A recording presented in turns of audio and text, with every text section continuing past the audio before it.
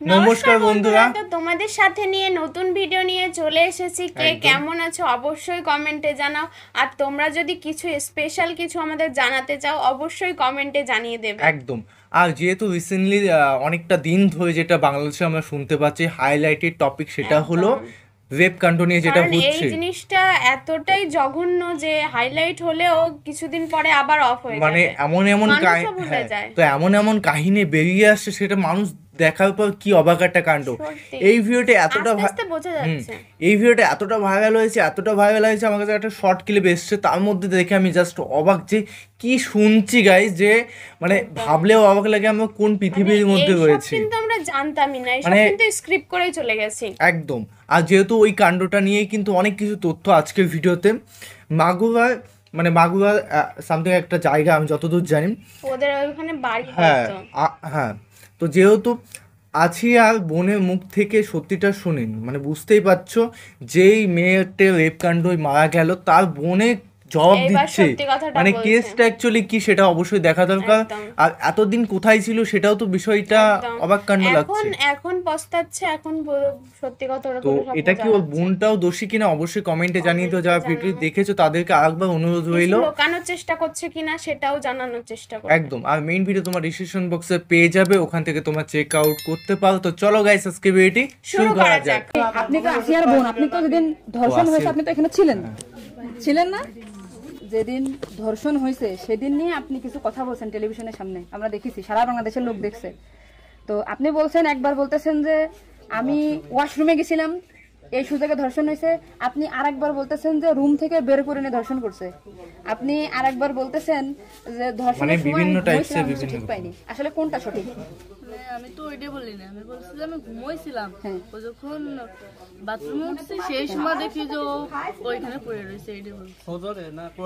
আপনি বলছেন যে সেহরের পরে, আবার বলছেন রাত 2:30টা। এটা মানে টাইমটা আসলে মানে হ্যাঁ মগর দিক তো সেহরি খাই 2টার দিক, তারপরের কথা বলছি। আচ্ছা, আপনি একটু মানে প্রথম থেকে, মানে রাত থেকে কি ঘটনা ঘটছে এটা আমাদেরকে বলেন তো। সর্বপ্রথম রাত থেকে সব ঠিক ছিল। হ্যাঁ, রাত্রিবেলা কি ঘুমাই গেছিলাম, 8টার দিকে ঘুমাইছি। হ্যাঁ, আমি, আমার জামাই আর আমার বোন। আমার বোন হচ্ছে আমার পাশে ঘুমাইছিল। তা আমি জানতাম না যে ওর সাথে ওরম হবে না।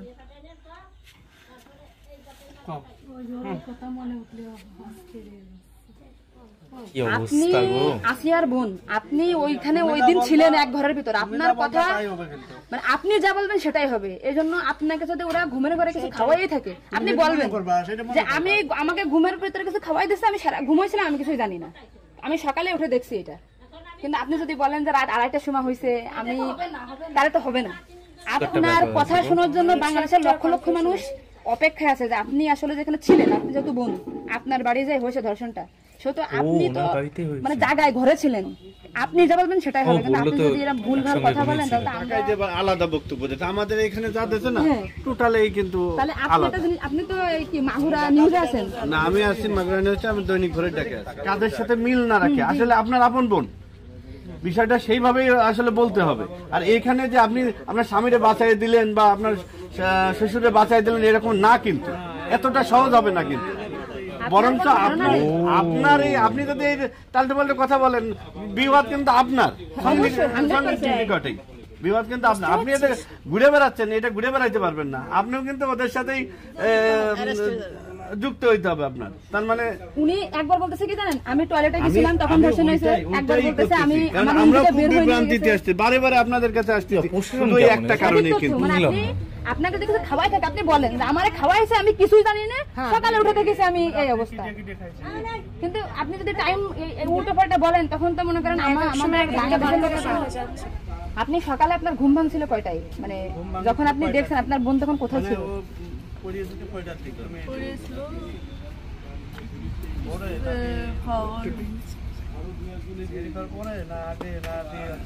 এই তো মিথ্যে লুক হচ্ছে যতদূর বোঝা গেল।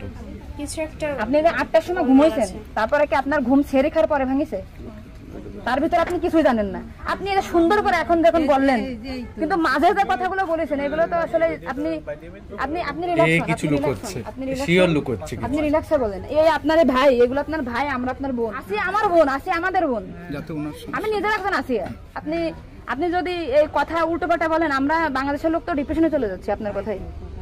রাত্রে আপনার ঘুমের ওষুধ খাওয়াই দিছে, এই খাওয়াইছে আপনার কে মনে হয়, কে খাওয়াইছে আপনার ঘুমের ওষুধ? আপনার শ্বশুর না আপনার স্বামী না আপনার শাশুড়ি? খাওয়ার সময় তো আমি আর আমার শাশুড়ি ছিলাম, আচ্ছা, দুজন একসাথে। তা আপনার কি মনে হয়, আপনার যেহেতু আপনি ওই বাড়িতে আপনার সংসার করছেন, আপনার মনে হয় কে খাওয়াইছে আপনাকে? মানে আপনার শাশুড়ি না আপনার শ্বশুর হতে পারে?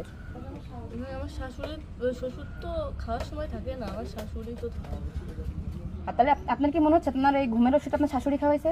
কিন্তু আপনার শাশুড়ি যদি খাওয়াই থাকে, তাহলে ধর্ষণটা আপনার শ্বশুর কিভাবে করলো?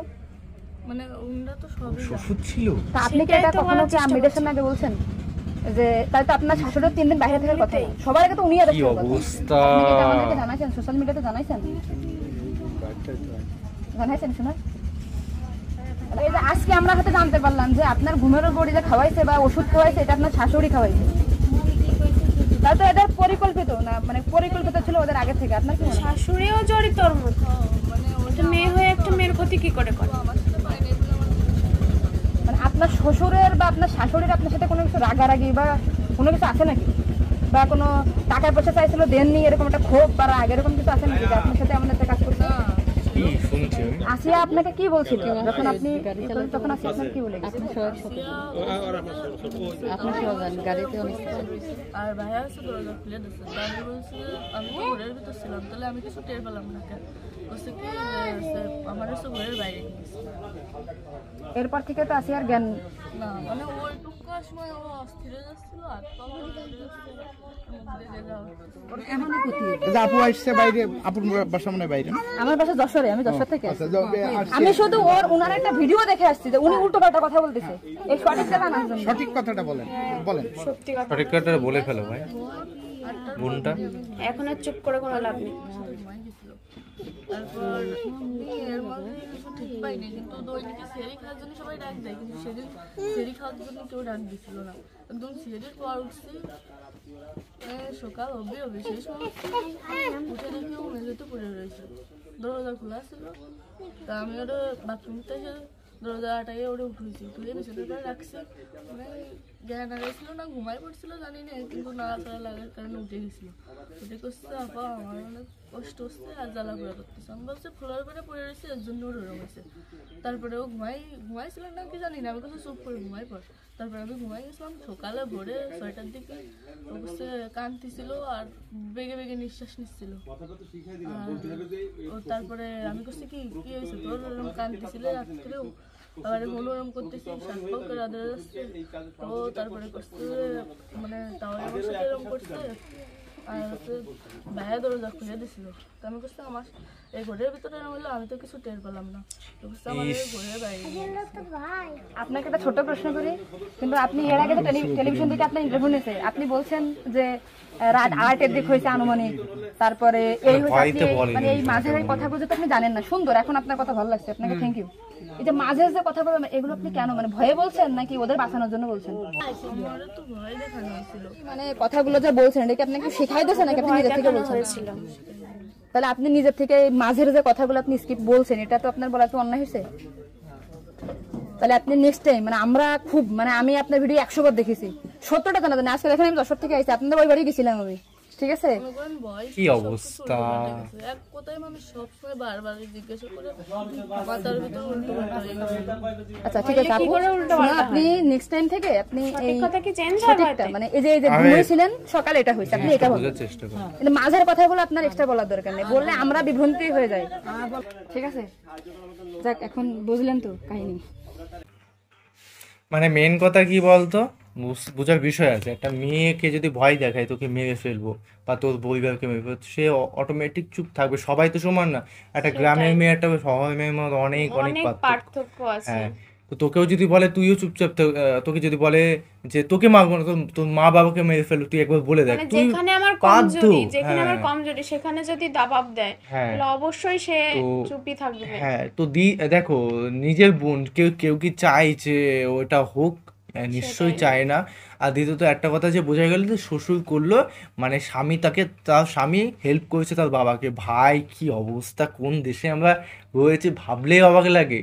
মানে এটা কি করে মানে সম্ভব? এত রাজনৈতিক খারাপ আমাদের দেশের মধ্যে, বাংলাদেশে বলো ইন্ডিয়াতে বলো। শ্বশুর শাশুড়িও সাথে আছে, শাশুড়ির সাথে আছে কিনা ঘুমের সেটাও ওষুধ খাইয়েছে। বলো কেউ ঘরে না, বাইরে নিয়ে অন্য জায়গা। না, মানে যায় ঘুমের ওষুধটা শাশুড়ি খাইয়েছিল ওকে। এখন ও তো শিকার যাচ্ছে না, এখন অনেক কিছু প্রথমে বললো, অনেক কিছু বললো, হতেও পারে এরকম, কিন্তু ও ক্লিয়ার বলছিল না। লাস্ট ফিনিশিং এ চাপ দেওয়ার পর আস্তে আস্তে মুখটা খুললো যে এটা কি শ্বশুর। করে সম্ভব? মানে বুঝতেই পারছো কি অবস্থা, আমরা কোন পৃথিবীর মধ্যে, মানে এশিয়ার মধ্যে আমরা রয়েছে। আমাদের নিজের লজ্জা করে আমরা আমেরিকাকে উল্টো পাল্টা বলি, রাশিয়াকে বলি, চীনকে বলি, লন্ডন আমেরিকা বলি যে ফ্যাশন দেশ, একদম। ড্রেস ছোট ছোট পরে। আমাদের দেশেগুলো কি হচ্ছে সেটাই হচ্ছে বড় অবাক করে লাগে। বা কি লাভ হচ্ছে? কি লাভ হচ্ছে আমার সেটাই হচ্ছে কথা। ছোট ড্রেসে একই ব্যাপার হচ্ছে, বড় ড্রেসে কি লাভ হচ্ছে। একদম। তো গাইস একটা কথাই বলবো যে পাপের শাস্তি তারা পাক, তা একদম উচিত শিক্ষা পাক।